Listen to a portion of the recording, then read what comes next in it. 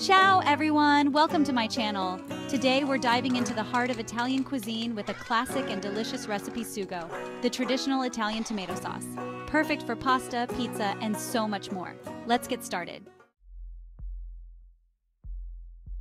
First, let's go over the ingredients you'll need. Fresh tomatoes, 2 pounds, preferably Roma or San Marzano. Olive oil, 2 to 3 tablespoons. Garlic, 2 to 3 cloves minced. Onion, 1 medium, finely chopped. Carrot, 1 small, finely grated. Celery, 1 small stalk, finely chopped. Fresh basil, a handful, chopped. Salt and pepper to taste. Sugar, optional, 1 teaspoon. Red pepper flakes, optional, a pinch. Alright, let's get cooking. First, we'll need to blanch and peel our tomatoes. This is a crucial step to get a smooth, rich sauce. Bring a large pot of water to a boil. While we wait, score the bottoms of your tomatoes with a small X. This will make peeling them much easier. Once the water is boiling, carefully drop the tomatoes in for about 30 seconds, or until the skins start to peel away. Transfer the tomatoes immediately to an ice bath to stop the cooking process. Now that our tomatoes are cool, let's peel off the skins. Then, chop them roughly and set them aside.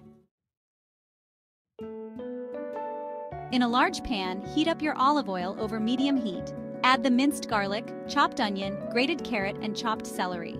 Sauté until they're soft and fragrant, about 5 to 7 minutes. Now, add your chopped tomatoes to the pan. Stir everything together and bring it to a simmer. Season with salt, pepper, and a pinch of red pepper flakes if you like a bit of heat. If your tomatoes are very acidic, add a teaspoon of sugar to balance the flavors. Let the sauce simmer on low heat for about 30 to 45 minutes, stirring occasionally. This will allow all the flavors to meld together beautifully. Once your sauce has thickened to your liking, stir in the fresh basil. This adds a wonderful aroma and flavor to the sugo. And there you have it, a rich homemade sugo ready to elevate any dish. You can use it immediately over your favorite pasta or store it in jars for future use. Thanks for cooking with me today. If you enjoyed this recipe, don't forget to give this video a thumbs up, comment below with your favorite Italian dish, and subscribe to my channel for more delicious recipes. Buon appetito, and see you next time.